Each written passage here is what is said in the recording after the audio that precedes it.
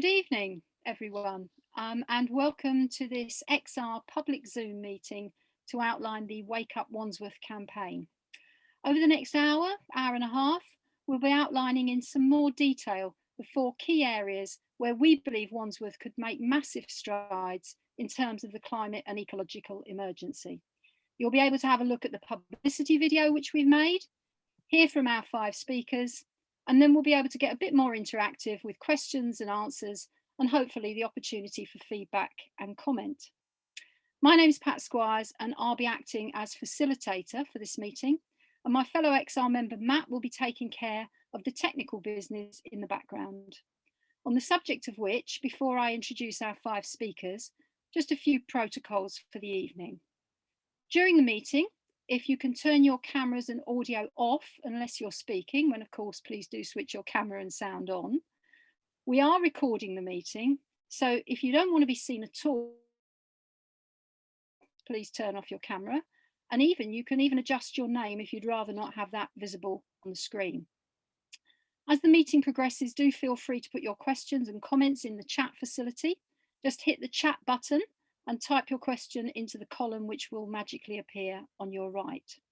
We'll be making a note of those, and during the Q&A session, we'll try to make sure that questions are answered and any comments are communicated to the group. If we do have any time at the end of the session for a more general discussion, we'll use the hand raise facility to invite people to speak. And at that point, you can indicate that you want to contribute by going to the reactions button at the bottom of your screen and hitting the raise hand icon. Finally, we will be keeping to time and the meeting will end at 9 o'clock. So apologies in advance to anyone that I ask to wind up, or can you keep it brief, or any other polite way of saying, sorry, but we're going to have to move on to the next person now. Can I also just say that we're very conscious that there was a lot of interest in tonight's session, but some people have contacted us to say that they've been unable to come because there are some other very important events on tonight, including, of course, the GLA hustings for Merton and Wandsworth, and there's a mayoral hustings on clean air. And that's one of the reasons we're recording the session. And we've already been asked if we'll do a repeat date, to which, of course, the answer is yes. So on with the session. Before we go into the introductory video, I'd just like to introduce some of the people that we'll be hearing from tonight. As I said, my name's Pat Squires. I come from Battersea originally. I'm a retired deputy principal of a college in central London. I'm a mum, I'm a theatre goer, I'm a walker. I've spent my life pretty much following the rules until I became so terrified about the climate emergency that I decided to supplement my relentless and sadly fruitless petition signing by joining XR and getting a bit more active in pursuit of saving the planet. So me. And now let me introduce you to our 5 speakers. First up will be David Smith. David, who I think you can see now, David will be talking about air pollution in Wandsworth. David Smith grew up in Wandsworth. He's now raising his family in Putney, and he's been a tireless campaigner around air pollution levels and their impact in particular on children's health. He's the founder of Little Ninja UK. He's highlighted just how dangerous idling is to vulnerable young lungs and regularly engages with politicians in pursuit of cleaner air in London. Thank you for joining us tonight, David. And just to whet everyone's appetites, here's David raising awareness on Christmas Day. If we can get that video up, please, Matt.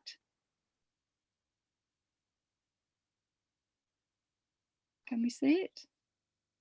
Yes, we can. There we are.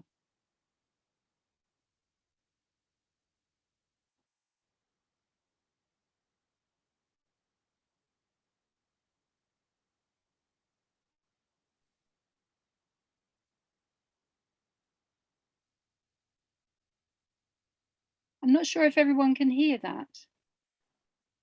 No, we can't hear. I think we can't hear it, unfortunately, Matt. Please start it again, sorry. Apologies, everybody. This is our first time we've done one of these, so the occasional technical hitch.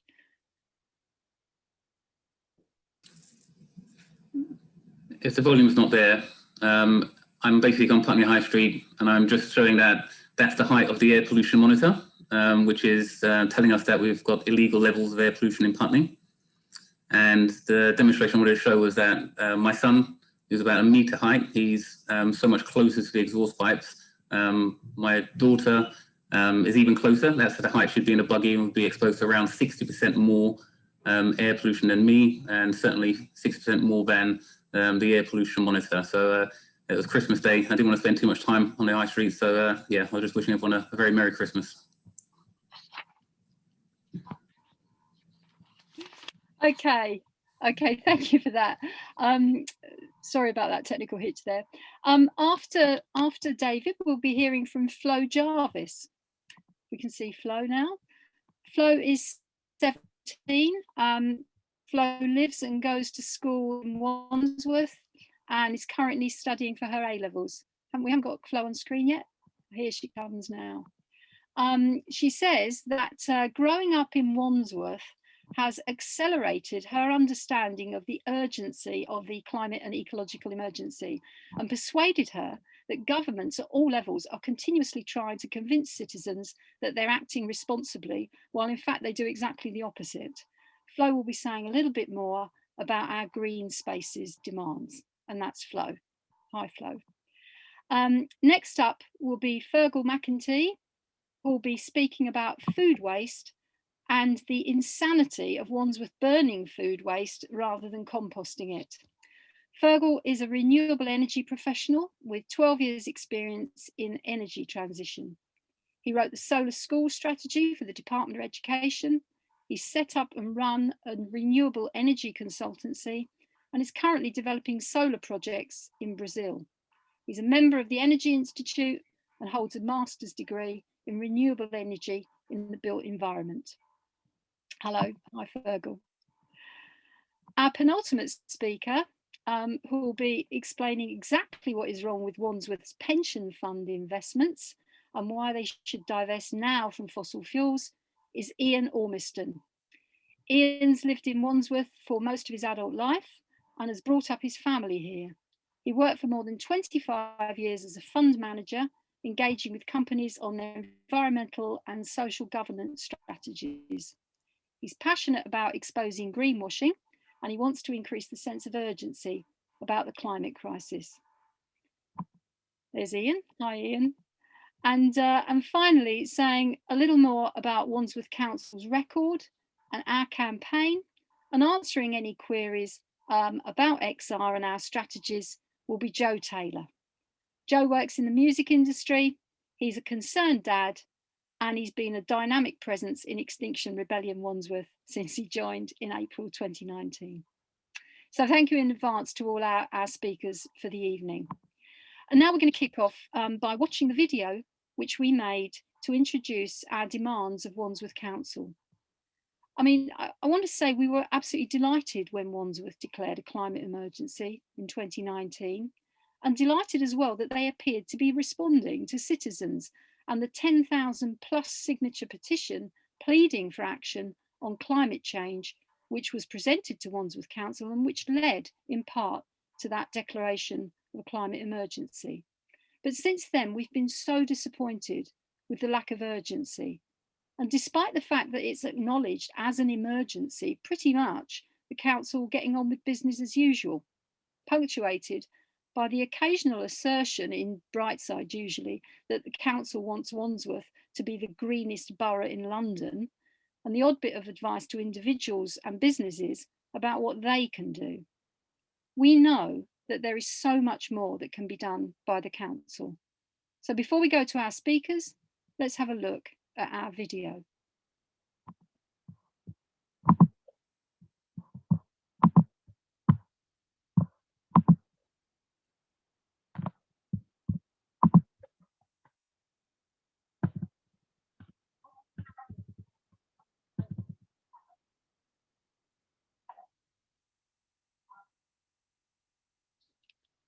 I think we have sound problems again, Matt. I don't know why.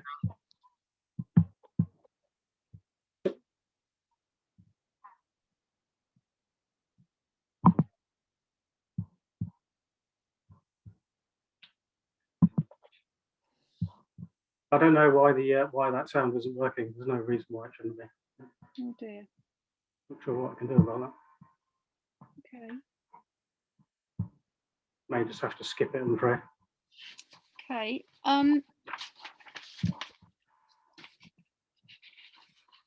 Well, one of the things that we can do is just to outline what our demands are, because those were what appeared in the in the video. So in terms of our demands for air pollution, our demands are that air pollution should be within WHO safe limits on all air quality monitoring sites in Wandsworth, and that Wandsworth Council call a citizens' assembly by the 30th of June 2021 to plan how to achieve this reduction. And that's acknowledging that reduction in air pollution is actually quite, there's quite a lot of debate around that, particularly in terms of reducing traffic. In terms of protecting green spaces, our demands are that we should immediately suspend and revise all plans that involve tree felling or loss of green space, and that the council hold ward meetings to elicit residents' ideas on where green spaces can be created in their local areas, along with new tree planting. In terms of food waste, our demands are that Wandsworth Council should introduce several food waste collection pilots by the end of June 2021. The pilots should use best practices developed by other London boroughs, and that the council should roll out the scheme across the borough by the 5th of May 2022. And of course, you'll be reminded that that is the date of the next council elections. And that the council ensures that all council-run buildings and facilities have separated food waste recycling on site by the end of September this year. Finally, in terms of divestment, our demands are that Wandsworth Council should move rapidly to completely divest its pension fund from fossil fuels, both direct and indirect investments, with complete divestment by the end of September 21, an eminently achievable goal. And that the council's investment strategy should be immediately revised to exclude pension fund investment opportunities associated with more than 1.5 degrees of global warming. And finally, that the investment strategy should be revised to include a commitment to investing at least 5% of its pension portfolio in green infrastructure. Okay, so one of the things that you would have seen in the video, had we got the sound okay, were some fairly shocking figures. 4 out of 10 of London's worst hotspots for air pollution are in Wandsworth, with illegal levels of air pollution. In terms of that food waste area, 43% of our waste is food waste, and 30,000 tonnes were burned last year, producing 14,000 tonnes of CO2. And we've still got £103 million invested in fossil fuels in the pension fund. Okay, so after that, let's go to our first speaker. Don't forget, as the talk proceeds, to make a note of any questions or comments in the chat. And over to you, David. Good evening, everybody.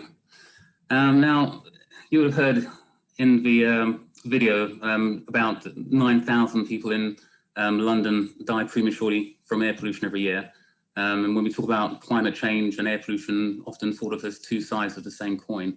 But when we talk about who's exposed to the highest levels of traffic pollution, which is the air pollution I'm most interested in, the closer you are to the source, the higher the concentration. So it's children, infants and babies in buggies breathing carcinogenic diesel engine at the height of the vehicle exhaust pipe. So gases like CO2, NO2 are denser than air, so they remain closer to the ground.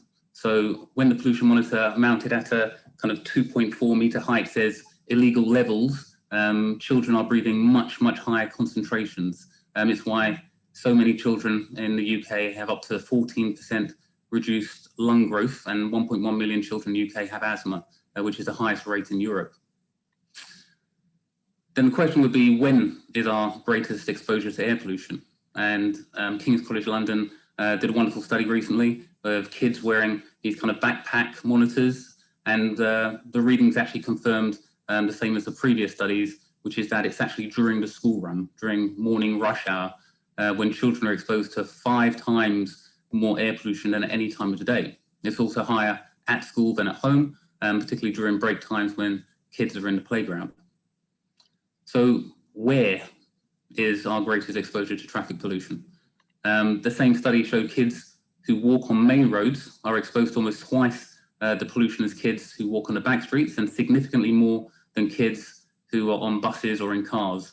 If you're walking, scooting, cycling, all good forms of exercise, but when you're exercising in dirty air, you're taking the pollutants much deeper into the lungs, and that increases the damage to health. So Professor Jonathan Grigg recently said, in a day-to-day basis, our air pollution exposure is governed by how near we are to main roads. So air pollution affects us all, but do we all breathe the same air? The answer is no. If you live, walk, wait for buses, work, learn and play on or near main roads, you're exposed to high levels of air pollution and have an increased risk of lung cancer, heart disease, and children stunted lung growth. Around a third of Londoners live within 50 metres of a main road. London's red routes make up 5% of the roads, but take 30% of the traffic. And the severe congestion on these main roads is what drastically reduces air quality due to this kind of start, stop, idling traffic. So if you imagine every time a vehicle kind of accelerates from a stationary position, it produces about 10 times the emissions as if it was driving. Whenever it's braking, it's producing kind of brake wear, tyre wear, road surface wear, engine wear, and it's releasing this particulate matter, PM10, PM2.5 you may have heard of. It's the microscopic particles of rubber, metal, oil, plastic. Tyres are made out of plastic. And all this microscopic stuff gets into the lungs, into the bloodstream, and then where blood goes, it goes. So it goes into every organ in the body, including found in the placenta and past the kind of blood-brain barrier, therefore impacting the health of unborn children and children's neurological development and IQ. So every minute a vehicle engine is idling, stationary with the engine running, it's equivalent to around 150 balloons filled with toxic air. So when you look at all those vehicles on your journeys and you see them idling sometimes for 5, 10 minutes just to drive a single mile, you can smell it, you can taste it, you can often even feel it. So we've known for many years that London's black communities are disproportionately exposed to air pollution. We now know why. It's due to the time they spend on or near polluted roads. If you kind of look to see who's driving the buses or who's waiting for the bus and then travelling on these diesel buses on the congested main roads, and remember diesel engine exhaust is carcinogenic group 1 like tobacco smoke.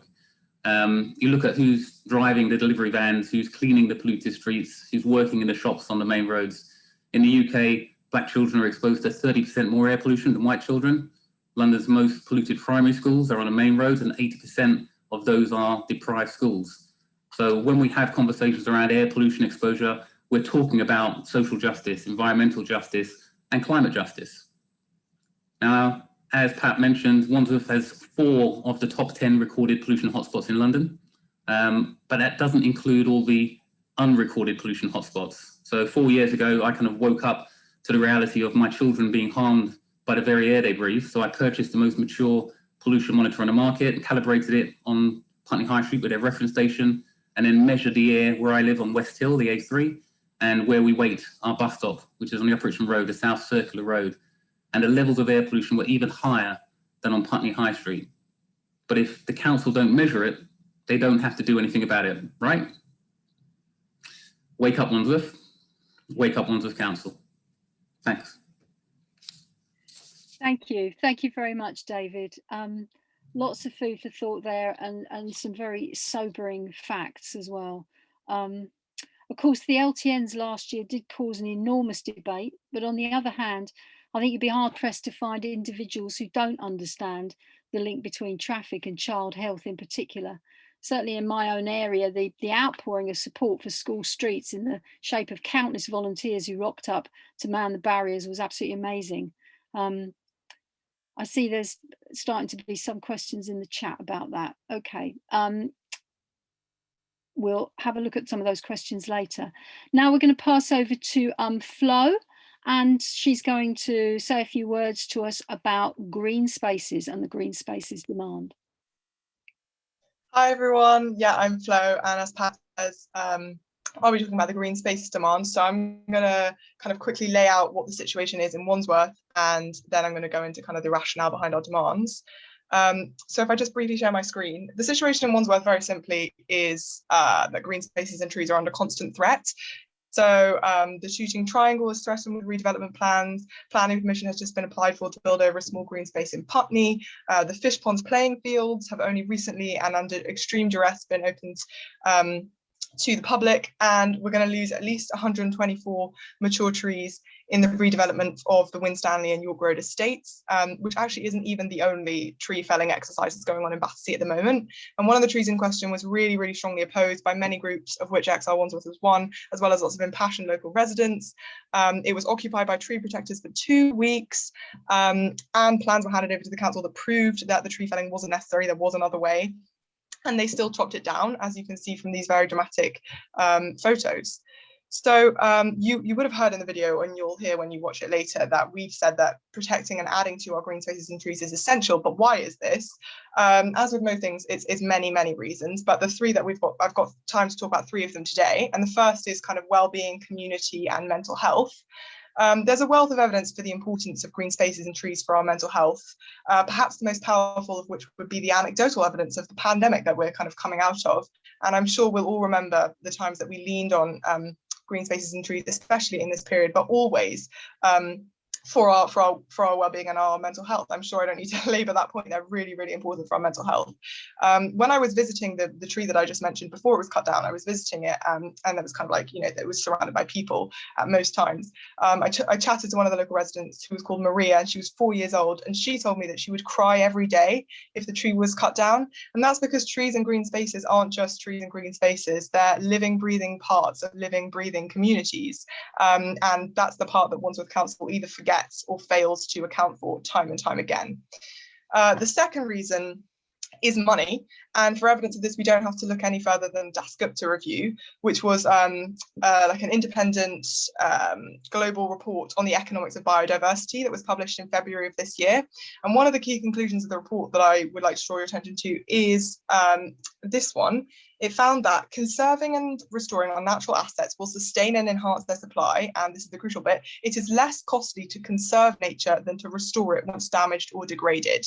So not only does it make moral and ethical sense to protect and conserve our green spaces, it now also makes financial sense, because it's been proven that it's going to cost more in the long run to restore our green spaces once we've trampled over them than it would be to just spend the money now protecting them and conserving them. And then for the third case, which is the carbon case, we're going to get tree specific for a second. So I'm sure everyone here knows that trees can absorb and sequester carbon, as well as actually a lot of other pollutant particles. But the other thing is that the rate of absorption increases with the tree's age, which essentially means that every year that a tree is alive, it's absorbing more carbon. And from a climate perspective, it means that mature trees are far, far more valuable to us than younger trees or saplings. And what this means for Wandsworth Council is their kind of like tree trade game that they like to play at the moment. It doesn't work. So if you read the surrounding literature of the council's literature of the York Gardens redevelopment plans, which are kind of like a case study, if you will, they say in that, we're going to cut down trees, but we're also going to plant new trees, we're going to plant saplings. And hilariously, they also say, I think they specifically say, we're going to ensure residents maximize their interaction with nature and the health benefits that it can bring, which, by the way, is classic greenwashing. But this doesn't work because, and I shouldn't have to point this out, but we're in a time-sensitive situation with the climate crisis. We're currently on track for 4 degrees of warming by the end of the century. So if Wandsworth Council in 2020 is cutting down trees, but they're planting new ones that will take maybe 50, 60 years to be mature, so they'll be mature in like 2070, 2080, and they won't be as mature as the trees that we already have until 2120, when it's currently in question as to whether Wandsworth will even still be here. It doesn't work. No longer can we treat carbon like we treat money, in that we spend carbon that we don't have, but that we know we'll have in 100 years. We don't have the time for it. And that's why our first demand is the immediate suspension and revision of all plans that involve tree felling or loss of green space, which you might have thought sounded a bit extreme. You know, it might have sounded far-fetched for us to argue that we can't afford to lose a single other tree. But actually, when you know this, it sounds insane for Wandsworth Council to ever be cutting down mature trees. Why on earth would you cut down something that's already done 100 years of growing in favour of something that will take 100 years to be as valuable to us as the stuff we already had? It doesn't make any sense. And this is the crucial detail that's missing. The second, like to stay on the kind of time sensitivity point and to talk about our second demand, because as Wandsworth Council themselves have declared, we're in a climate emergency, the action that's actually necessary is a drastic increase in our trees and green spaces, right? That's what we actually need, is to be building on our trees and green spaces very, very, very rapidly. So Wandsworth Council would be failing, and sorry, that's our second demand, is to build on our trees and green spaces in the borough. So Wandsworth Council would already be failing if they weren't doing that, right? They'd already be failing if they weren't adding to our trees and green spaces. The fact that they're not just not doing that, they're rolling back the trees and green spaces in our borough is insanity. And so if you're sitting there kind of wondering, Flo, why are you so mad at Wandsworth Council? Or XR, I'd understand why you're annoyed with Wandsworth Council, but is this whole campaign really necessary? Well, yes. And this is why, because this is pathetic for a council that has declared a climate emergency. It's disgustingly hypocritical, but more importantly, it's terrifying, because their inaction will be lethal.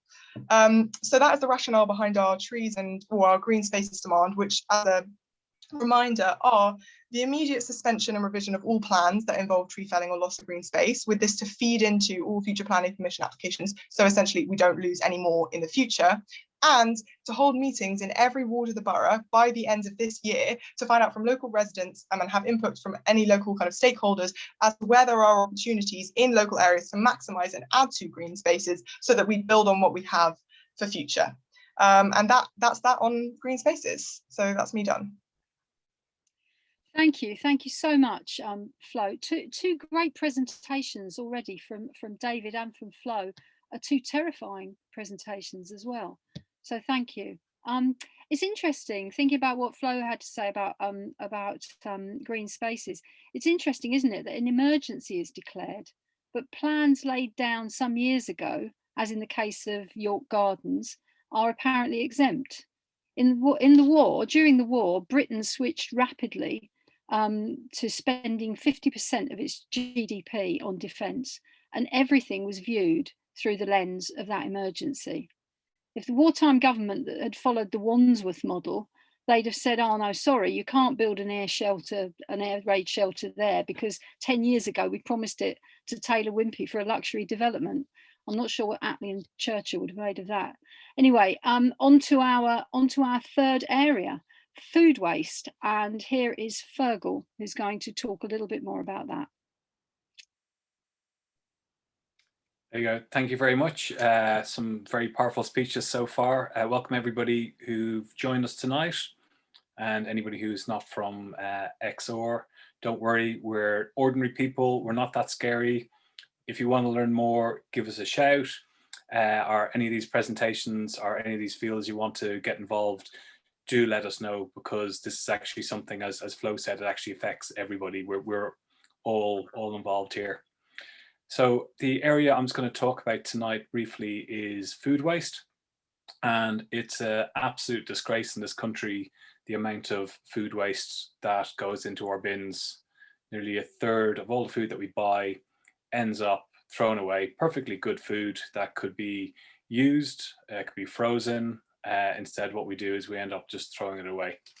So I'm just going to share my screen. Just bear with me one moment.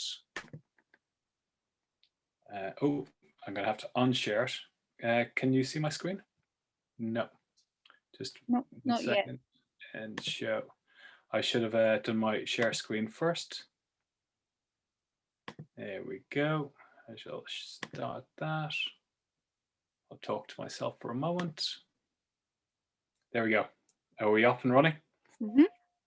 Yeah, so food waste. So what is it? Well, it's quite simply, it's organic matter.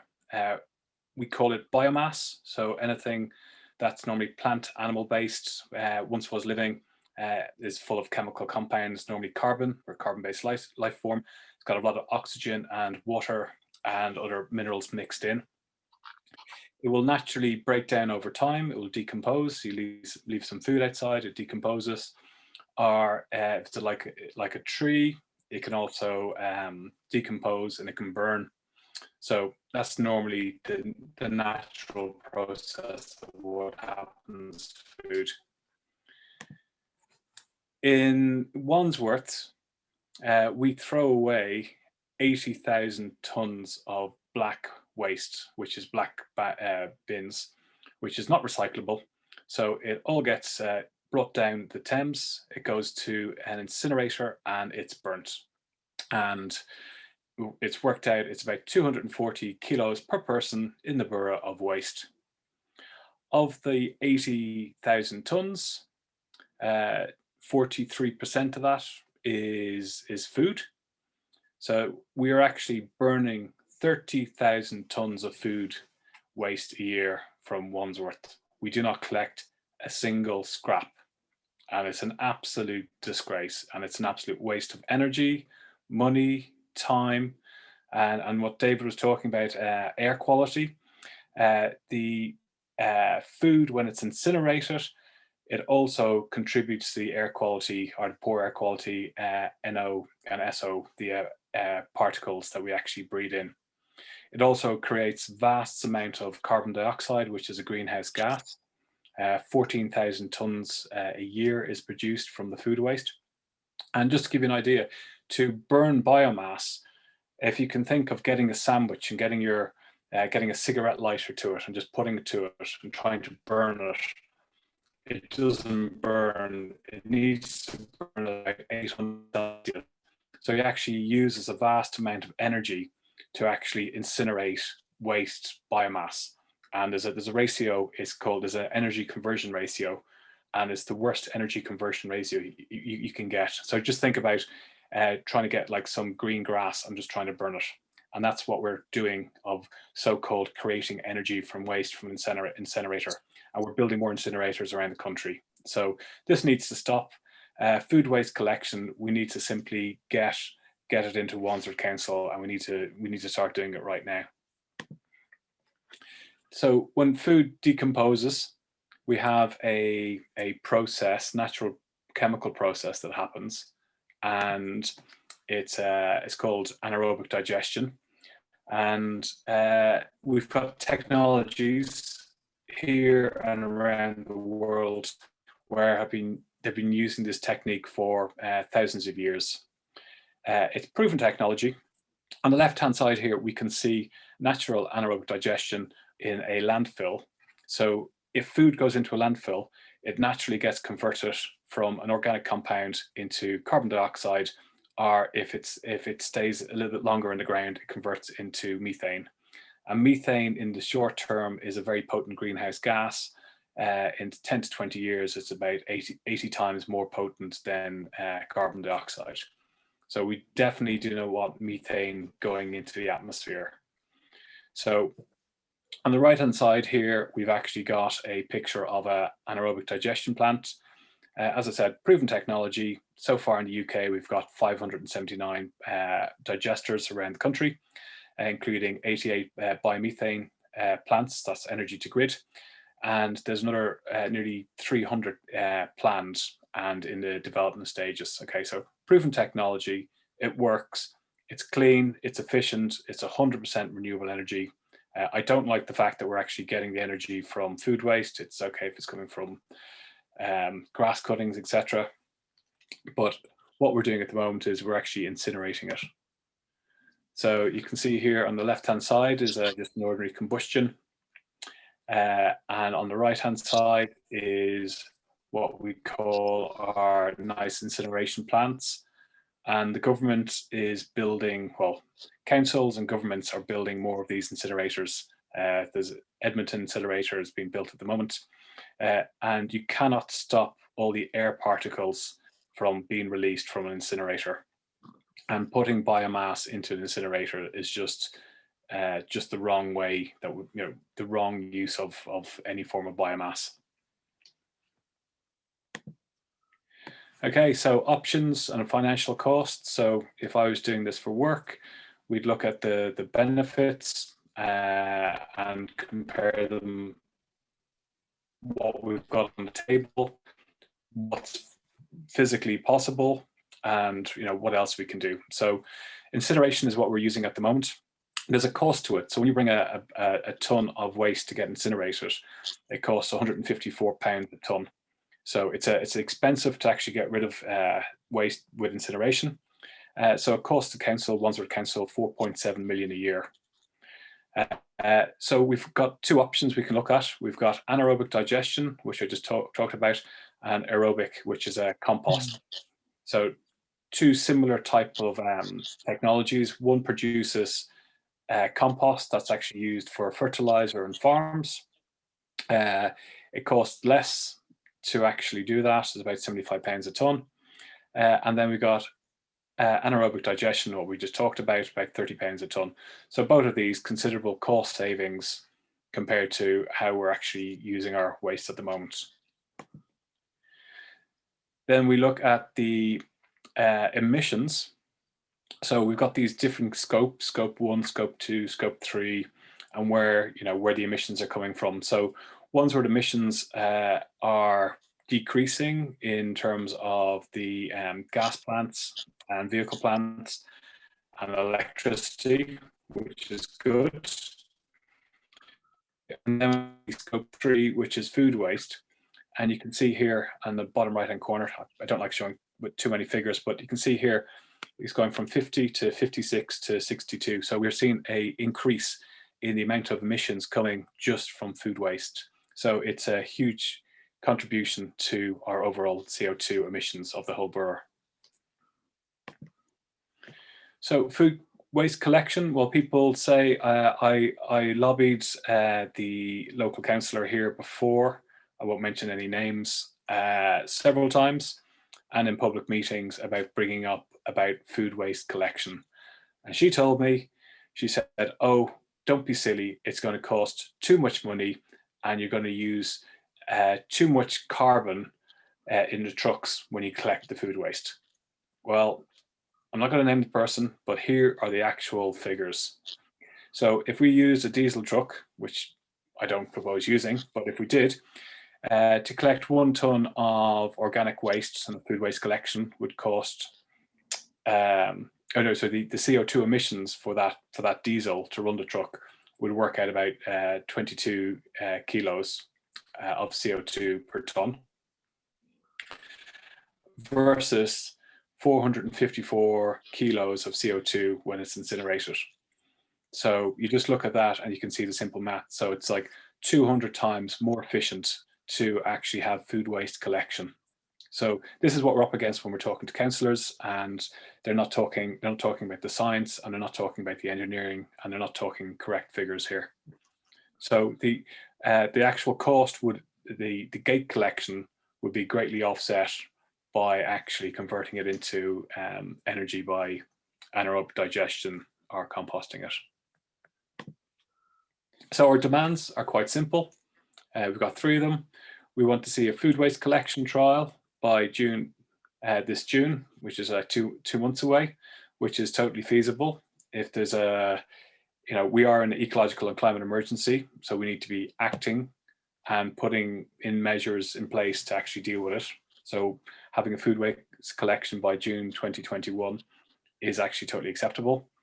We want to see food waste collection across the whole borough by May 2022. So they've got 1 year to implement it and put it into place. And also we've got council buildings. They need to start to separate the food waste by September 2021 this year. So nice, clear, nice 3 simple demands. And I'm just going to stop that. Yeah, and I'd just like to just finish by saying, for years, quite a few people I know who are on this call as well tonight have been trying to get food waste collections into the borough, and we've got nowhere. So collectively, there's a lot more people now, and we've got the facts behind us. So let's really push Wandsworth Council to get food waste collection in and stop this awful waste. Okay, over to you, Pat. Thank you. Thank you very much indeed for that, Fergal. That was brilliant. I mean, you really couldn't make it up, could you? Burning food waste has got to be the height of insanity. Started to get quite a few comments and questions in the chat. Before we go to Joe and then to the question and answer session, I'm going to pass over now to Ian Ormiston, who's going to talk about the fourth area, which is divestment. Over to you, Ian. Hi, good evening. Probably pensions and investments are the least tangible. We might sometimes think the least interesting of these areas, but probably it will absolutely certainly no less important. And so our fourth demand, which is divestment of fossil fuels within Wandsworth Borough Council's pension scheme, is really, really important for two reasons. The first of these is really because this huge pension scheme, it's £2.3 billion. Sometimes people say it doesn't matter, it's a small local authority. This is £2.3 billion of individuals' pensions and savings that are being looked after by the pension committee of Wandsworth Borough Council. It isn't Wandsworth Borough Council's pension scheme, it's those members that actually are the owners and the beneficiaries of those assets. Now, why is that important? Because the pension committee has a fiduciary and a moral responsibility to those people to deliver the best financial outcome to them. And this is often an excuse used by financial people when they say, there's nothing we can do. Well, there is something you can do. And actually, it's fully compatible with aligning your interests with addressing the climate emergency. The old excuse of green investments don't work is old hat, out of order, and just frankly unacceptable. The second element that really means that this is absolutely top of the agenda is that Wandsworth declared this climate emergency back in 2019. Now, Pat's already said to you about wartime. I kind of think if I'm sitting here at the top of my house and I suddenly discover there's a fire happening, if I phone the fire brigade now, I don't want them to turn up in 2 years' time. It might be a little bit too late. Well, it's the same thing we've got going on here. Move on. The second element of that is that they claim to want to be the cleanest borough in inner London. Sometimes they say the whole of London. Well, if we look at their pension scheme, the latest data we have, they still had £103 million invested in fossil fuels. It's a much higher proportion than the average borough. So not only are they not at the good end, they're right over at the far end. So not great. This other part of that is actually that they're the 8th worst nationwide in terms of their exposure to fossil fuels. So this isn't a borough that is in a rush, even though we are almost 2 years since they declared an emergency. And why are we focusing on fossil fuels? There are other elements within their pension scheme that we would be worried about. Let's not forget that the IPCC, say that 89% of CO2 emissions have come from fossil fuels and will continue to do that. So that's why fossil fuels are the real focus for us on the pension scheme.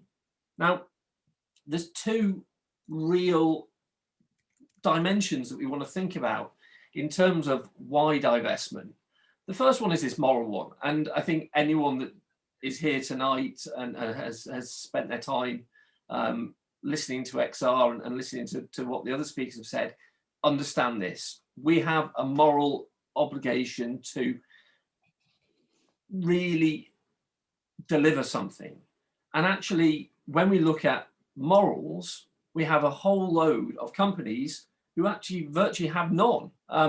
The fossil fuel companies have long known what they're doing in terms of global warming. And And have they done anything about it? No, they've not changed their behavior. They've continued to invest more in future streams of fossil fuel. They've continued to explore in places which they should have left untouched. And I'm just going to share my screen with you just to show an independent assessment of the things they've done so far.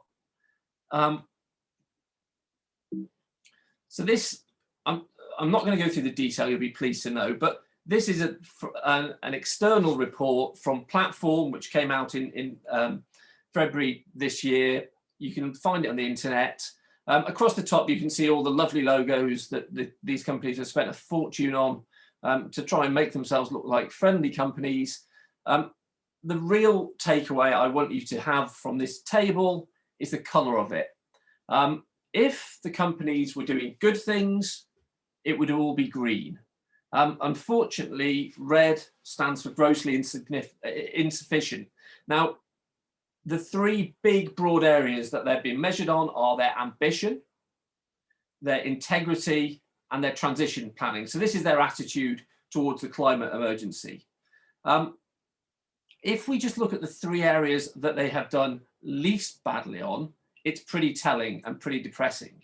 The first one is setting long-term production phase-out plans. It is in line with 1.5 degrees of warming, tick, but unfortunately the word long-term for them usually means 2050 or beyond. Way too long-term, far too slow, completely unrealistic. The second one is almost the same as this, setting absolute target for extraction. Well, again, those targets are too high. They either need to be flat at current level or tapering away very, very rapidly. And then the final one, which is probably the one that is most depressing, is that they have made some movement on ending lobbying and stopping deliberately confusing messages on climate change. Now, they've made insufficient progress on this, i.e. they are still doing both these things. They are still lobbying hard to get new licenses, to continue to receive tax breaks. And then on the other side, they are still pumping out disinformation to the population and really trying to discredit things that people like us are telling the population at large. So if you think about that chart, green is good, red is bad. Why would anybody want to be a shareholder in one of those companies? Well, sometimes the answer to that is capitalism and greed. Well, actually, the financial case is a very, very weak one.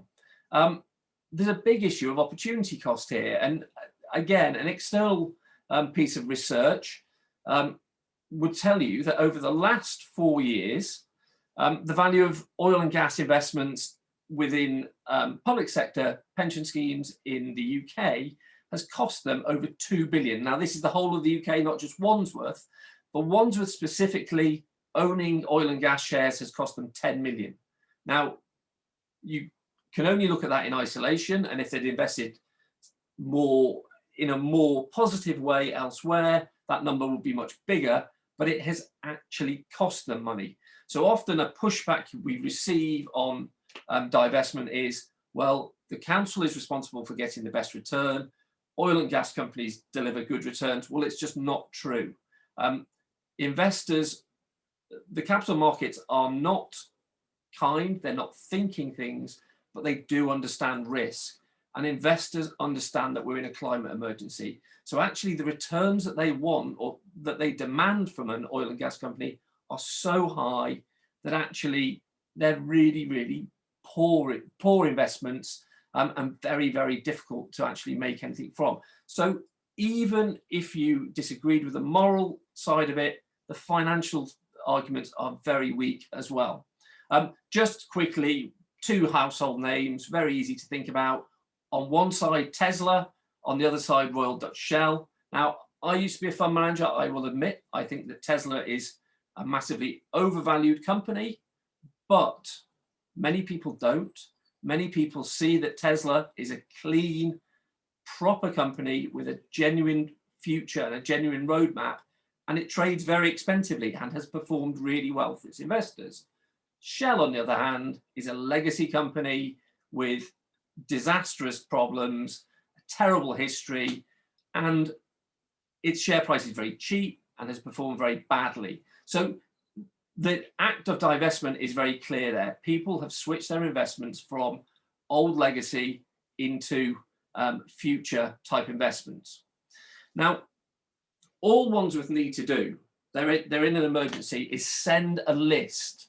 And that list would have the names of those companies they don't want to invest in, or even the types of companies they don't want to invest in, and they can send them to the fund managers that they have appointed. It's very easy. They could have sent an email back in 2019 when they made this decision, and it could have been done within hours. The one thing that oil and gas companies have in their favour is that they're large and they're easy to trade, so they don't need to own these things. So divestment is important, and we really want that to happen. We want it to happen before this autumn, and they can do it tomorrow if they want to. But that isn't the end of the journey. It's really just one step on the way. And actually, if Wandsworth wants to be considered London's cleanest borough, it needs to take several more steps on behalf of its pension. Now, the second part we want is for them to actually make positive investments. Now, one of the things that they've put a big press release out late last year was that they're selling some UK investments and they're going to reinvest those into, as the moment, unspecified green projects. Tick, well done, good effort, but it feels like this is their effort and that's all they're going to do. It's 5% of the fund. If they were going to be in line with the Paris agreement, then they would be looking to progressively increase those green investments year after year. So, and actually, it is a best case scenario would be they'd be increasing those investments by roughly 7% of their overall scheme. We get the feeling that that 5% is all that Wandsworth actually want to do. Because actually Wandsworth are not that interested in the climate emergency, as we've already heard from the other areas. And if I just show you this slide. Now, this very, very boring bar chart comes from their presentation. It just shows you where they've got their investments. Now, the only reason I want you to look at this is the yellow bars are benchmarks. Now, those benchmarks are all the companies in that particular area. So over on the left, it's the world. In the brown section in the middle, it's the UK. The green section is emerging markets. And then over on the right-hand side is their overall pension. Now, those yellow bars, as I said, are benchmarks. They have all the stocks that are listed in each of those areas. And the height of those bars tells us the weighted average carbon intensity of those areas. Now, all I want you to think about here is that most of the fund managers that Wandsworth appoint are average. And this is average of all the stocks. This isn't average of green stocks or of pension fund assets. This is just all the stocks in each of these areas. So actually, they are just sticking to an average.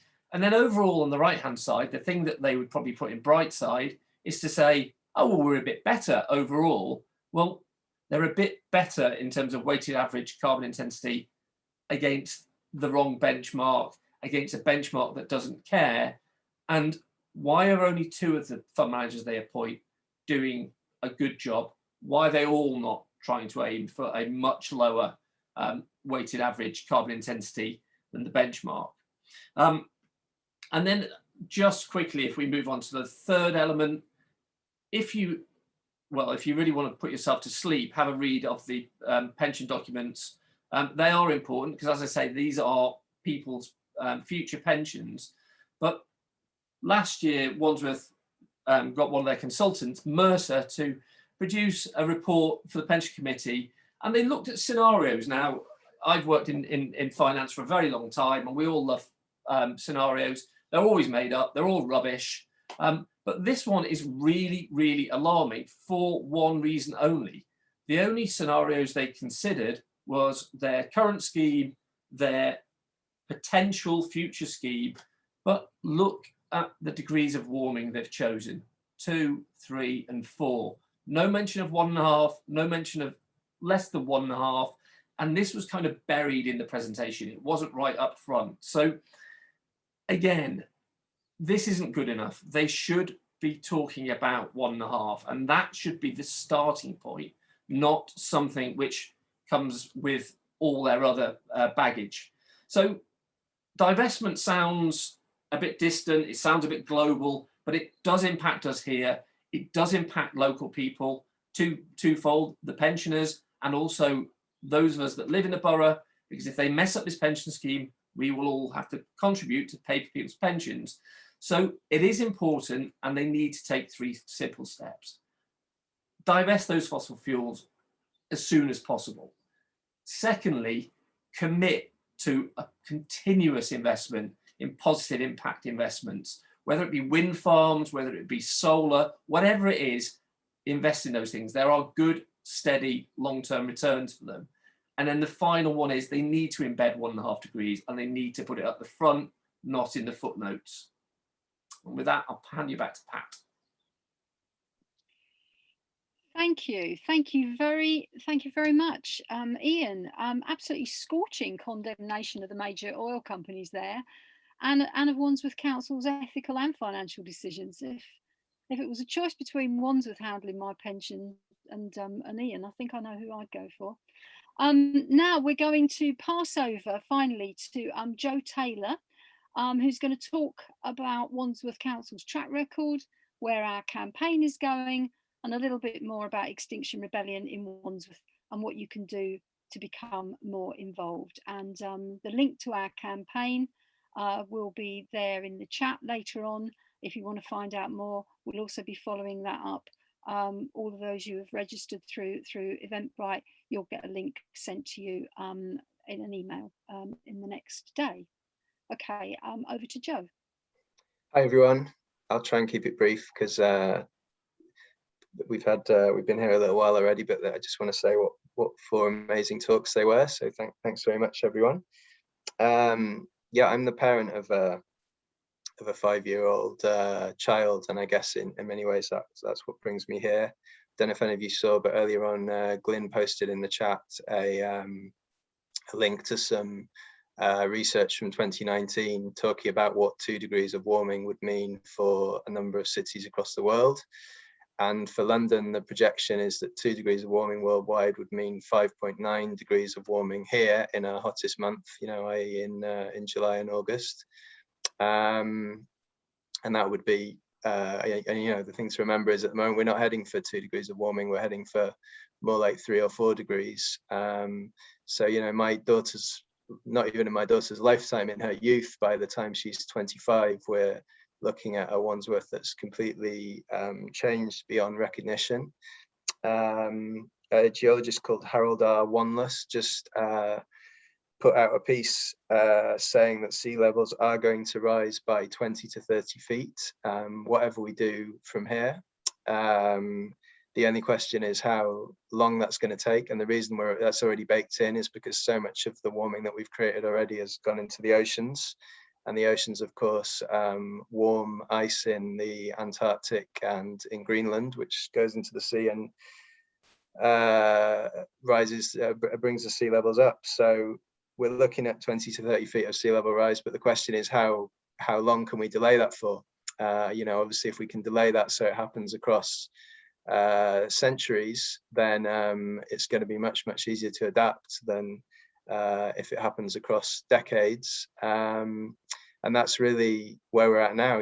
We need to get greenhouse gas emissions to 0. Wandsworth Council, as a number of people have said, declared a climate emergency back in 2019.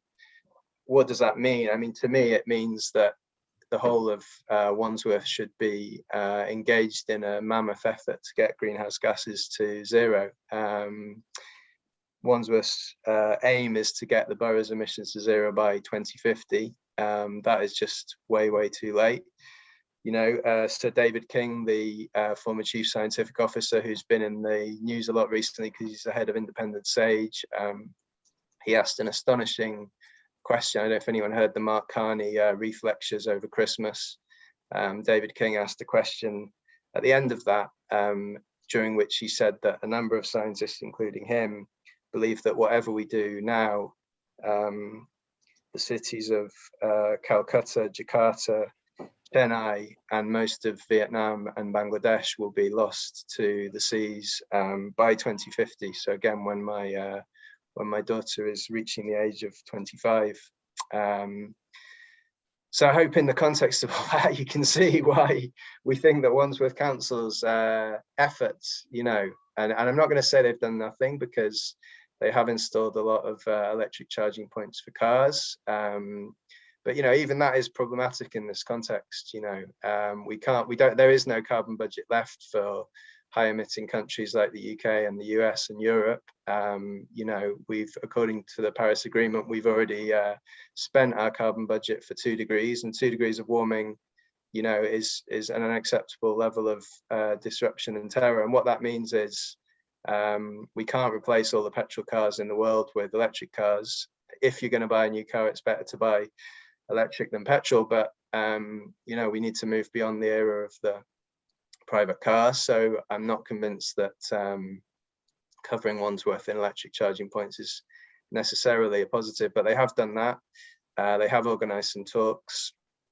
That is insufficient. So what are we going to do about it? I mean, we in Extinction Rebellion Wandsworth, I just want to talk about 2 things we believe in.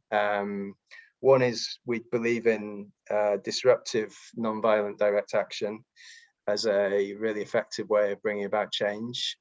So we are going to be doing some of that. We'd invite people to get involved in that, but we'd also apologize in advance for any disruption caused to you. You know, if you see someone sitting in the South Circular, that'll be why. But you know, there's a lot that we do that's not disruptive and is not illegal. So please don't be put off joining our campaign if you want to keep things legal. We certainly put a lot of effort into the conventional ways of lobbying the council. The other thing I want to talk about is citizens' assemblies. That's a big part of our demand, and the reason we believe in citizens' assemblies is actually very hard for elected politicians to bring about the very radical changes that we need in society. And what a citizens' assembly does is it sort of takes those difficult decisions out of the hands of politicians and puts them directly into the hands of normal people. So the members of a citizens' assembly are elected by sortition, like the same process that a jury would be elected by, and then they can call witnesses to describe the problem facing them. And then after a long period of listening to witnesses and learning, they make recommendations. So we're calling for a citizens' assembly on air pollution in Wandsworth. Obviously, we all know that the very brief experiment with low traffic neighbourhoods, you know, Wandsworth brought them in and withdrew them in a space of weeks. It was very divisive. And, you know, our response to that is to say, well, look, we've got a massive air pollution problem here in Wandsworth. Let's hand it over to a citizens' assembly and let the people of Wandsworth figure out what to do about the air pollution problem. So yeah, those are 2 of the things we're going to do. We're going to be doing a series of actions around these 4 areas to try and bring about the change that we need. And we'd love you to join us. You know, and you know, you could join Extinction Rebellion, of course, but we'd also, you know, if you don't want to join Extinction Rebellion, if you don't agree with everything you're about, we'd still invite you to join us in campaigning around these 4 areas. And there's going to be an email coming around after this talk. You can also email xrwandsworth@gmail.com, and Caroline, who picks up that email, will get back to you and give you some options for the best way to get involved. But most of all, I just ask everyone to really give this crisis the attention it deserves, and please don't go away from this Zoom and do nothing. Please, you know, do something, because I do honestly believe in the future generations are going to ask you what you did in this moment, and it's really important to be able to say that you did what you could. I'll hand back to Pat. Thank you. Thank you very much. Thank you for that, Joe.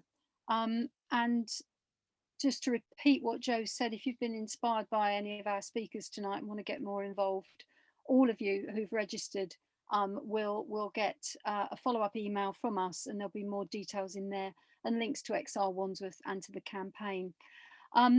Just a few words now, some of your questions and comments that have come in, and we'll ask some of our speakers to come back to reply to them. I know that some of them have already been replied to directly in the chat, but in terms of air pollution, some questions to David.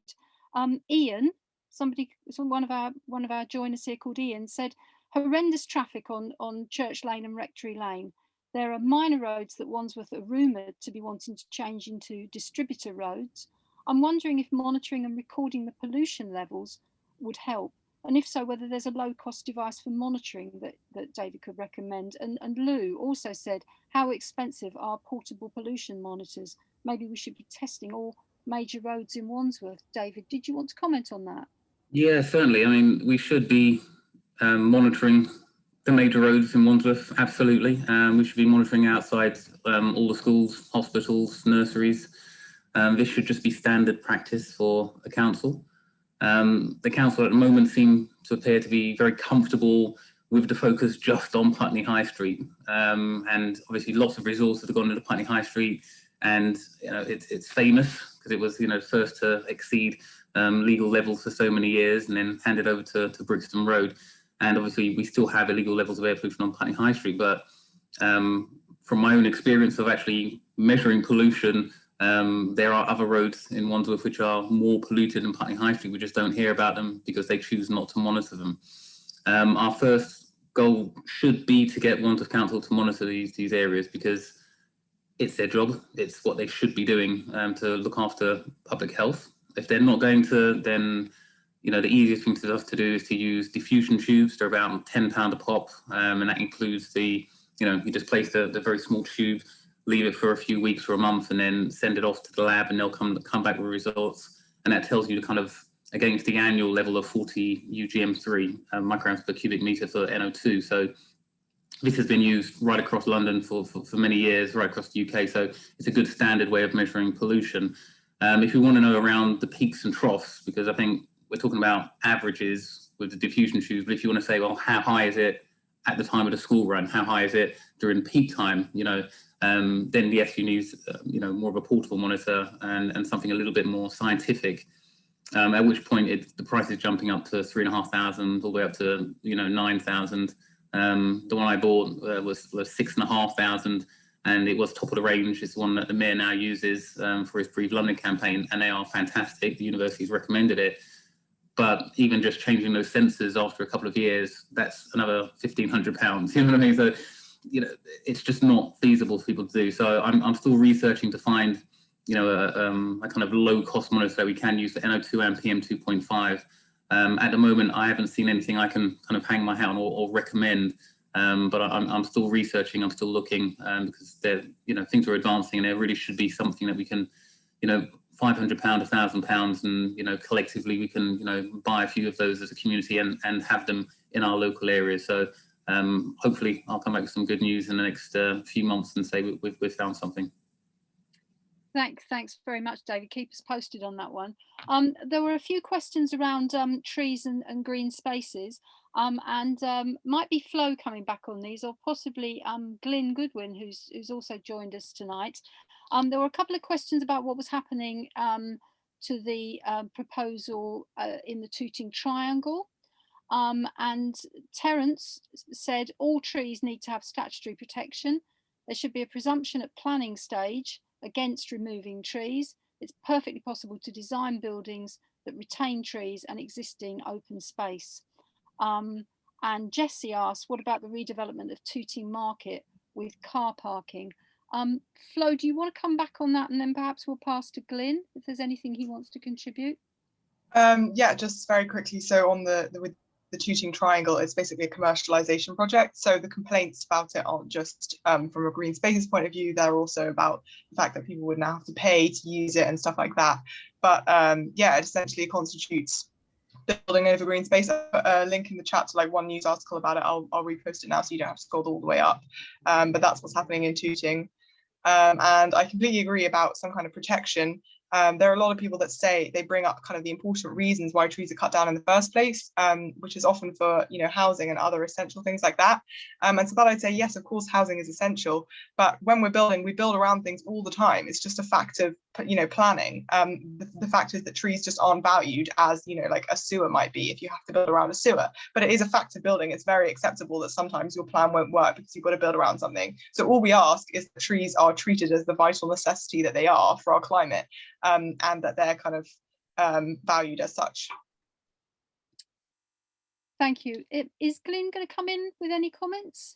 Yeah, I think it's Terry actually makes a really good point that you know, we can keep the trees, and it's actually at the very start that we need to actually address that. So the point that is being made, which is that we should presume that no trees are going to get chopped down, is a really, really important one.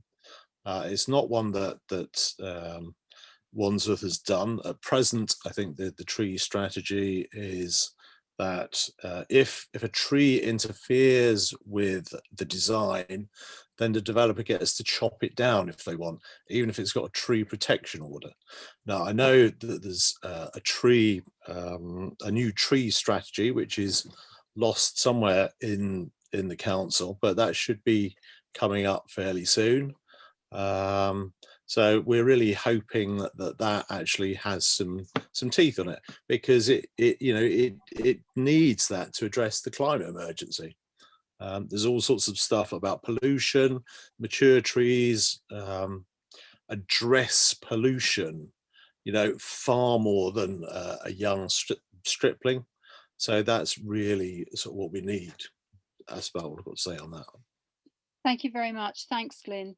And questions around food waste, questions and comment around food waste. Terence asked, the main issue with recycling waste is high rise. Would this be a barrier to food waste collection? Sarah said, surely we should be dramatically reducing food waste in the first place. It's criminal how much food people throw away.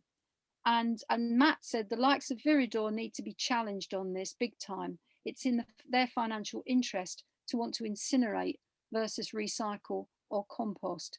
Fergal, would you like to come back on some of those comments and questions? Yeah, every single one of them very, very valid. It's a business, incineration, and the more incinerators you build, the more products that you need to put into to burn, and it's a vicious cycle. So it's going in completely the wrong direction. The government needs to be challenged on this. The London needs to be challenged on it. Local authorities as a strategy. The strategy should be, with I think it was Sarah's comments, is to actually reduce. So we need to greatly reduce the amount of waste that we have in the first place before it goes to incineration. Food waste, we need to stop things like this 2-to-1 offers on food. Even put in some financial penalties into supermarkets for food waste. We need to look at how the whole sell-by date is done. Yeah, we need to completely review our food strategy, because, you know, we've got like excess amount of food, and we're getting that excess food to put it into an incinerator, or even if it goes into an anaerobic digestion. It's the wrong use of food. It's taken a lot of carbon to produce it. It's taken people in other countries. It's had to be shipped halfway around the world sometimes, if it's go-go berries, and then we throw it away. It's just it's completely bonkers, you know. So absolutely, we need to have educational programs in place, you know, right down from like school level, school children learning about like not to throw food waste. You know, even down to cooking programs, how people can use like food waste for like, you know, how they can cook with it. Did Terry mention about high rise? This is a problem. Just want to chuck in another gripe I have. It just feels like an AA meeting, getting off your chest all the problems with Wandsworth Council. It's just, it's unbelievable, right? Out of 345 councils, right, we're 350 41 on the list as the worst at recycling in the whole country. We only recycle 21.7%, and everything else gets incinerated. And even recycling is a con. We cannot recycle our way out of the plastic problem. So we're sold into the system of like recycling, and even that we get it wrong. So a lot of the problems with recycling, there's no recycling on the streets, all the rubbish. The Putney Boat Race, to give an example, up until 2 years ago, every single beer that was sold in plastic cup, and every single plastic cup was incinerated. So you just have to look at kind of like who's making up these rules. The last question about the high rise, actually, one's about the high rise and one, is a problem with high rise buildings. There's always been a problem with recycling and waste collection, and that's down to how the council structure it. You go to European countries and they will educate the residents, and they'll put in proper recycling facilities right near where the entrance of the buildings are. And they also then they have penalties for people who don't use it, and they fine people. And we can do the exact same thing. You know, it's a very carrot and stick approach. So we can have food recycling and also normal recycling high rise, but it's the council needs to sort that out as well. So yeah, we've got like a lot of work to do. I'm very glad that there's so many people here at this meeting today. So hopefully we can push on and force them to do something about it. Thanks very much, Fergal. I'm sure Ian will be absolutely delighted that his presentation on divestment was so comprehensive that we have no specific questions whatsoever about divestment. Joe, Claire said, I've worked in many London boroughs. I've found that cultural change has to start at the top. We've also had a comment just now in the chat. We have a society in which money, profit skews morality. Each clause to protect the environment in the Wandsworth plan is followed up by a developer let-out clause. I don't know, Joe, whether you want to come back and comment on that from the XR perspective. Sorry, my daughter's just walked in, right on cue. Maybe she can take that question. Yeah, I mean, look, yes, it might be the case that a different administration leading Wandsworth Council would do a better job, but we can't afford to wait around for that. As I said, the emergency facing us is too grave and too important for us to wait around in the hope that another lot comes along and runs Wandsworth in a more environmentally conscious way. And yeah, it's tempting to think Wandsworth's not that important, isn't it? 'Cause it's just one borough in one country in one world. But the point is, everywhere's going to have to do this stuff, and it's no good doing it in 2050 when Vietnam and Bangladesh are rendered uninhabitable. We need to do it now, before it's too late. What was the other point? You're on mute. Sorry, I can't remember. Sorry, cultural change has to start at the top, and money basically skews morality. Yeah, I mean, look, the only thing I would say is, as Ian explained around pensions, and Ferg explained around food waste, not all the stuff that needs doing even costs money in the short term. It's not going to cost Wandsworth anything to sell their shares in Shell and put them into renewables. They could do that very quickly, and there's absolutely no doubt in my mind that they'd save a lot of money if they did it. Some of the stuff will cost a lot of money, but it's spending now to save later. Buying electric powered trucks to collect food waste would be a good example of, there is an upfront cost there, but it's all going to come back in the long run. Thank you very much, Joe. And we've finally posted, actually, a divestment question, David said. And how should people go about getting their own pensions divested? So that's a question for Ian. So, free financial advice here. Well, just to follow on from what Joe was saying, one of the things that when I was running a European small cap fund, we were invested in was a battery manufacturer called Akasol, which is actually now being bought by someone else who's sensible. They made the batteries that Volvo put into their bin lorries, and across Scandinavia, all those bin lorries are now battery powered. And funny enough, they weigh no more than a diesel bin lorry, and they've got more than enough range to get around a local area. So these solutions exist already. So that's absolutely there. Yes, I can see someone in the chat, Fergal said there, yes, it can run on biomass as well. There's loads of different solutions, but they are market solutions. To answer the question, if it's in your own hands, then if you've got a financial advisor, go to them. The industry is very rapidly maturing in terms of green investments. If you're in a local authority or in a private pension scheme, you probably get a letter once a year, which is really boring. Look who that's from, write to them and say, what are you doing about ESG? What are you doing about the climate emergency? And if you're doing nothing, why not? And demand a response. It's only by weight and from all of us pushing from different directions that this will change. You know, I was in an industry where it felt like it was never going to change. No one seemed to care. And then all of a sudden there's an avalanche. And if you actually go on the websites of some of these providers now, they actually sound quite convincing. Now, Pat mentioned earlier my fears of greenwashing. We need to see genuine movement. So we need to see zeroing of fossil fuels and progressive positive investments. But some of these companies, and certainly, sadly, more in Europe than in the UK, but these are global businesses, you can find it, and it's reputable, sensible stuff, and they're investing in good things. So it's possible. Okay, thank you very much. I think that actually brings us to the end of the questions. We've got a few minutes left, and what I'm going to do is I'm just going to say good night to you all, but what I'm also going to do then is I'm going to have an attempt to share the screen, and so that we could finally see the video, which is about three minutes long, and actually then just reiterates our demand areas.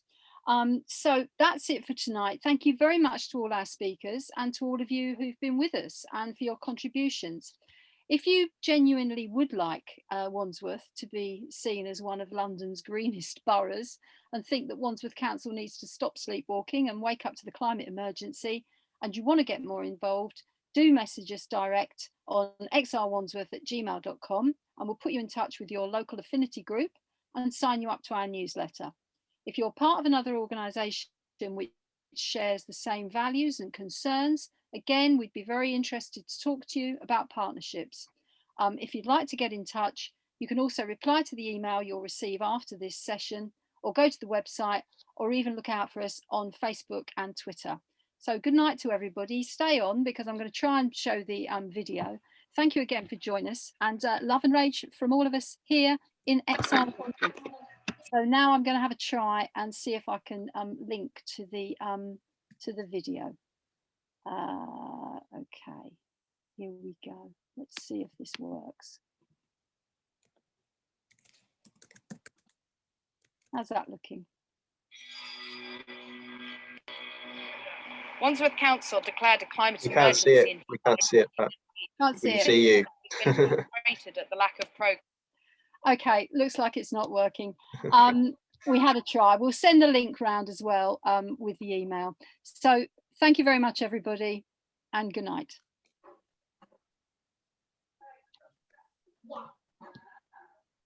Thank you.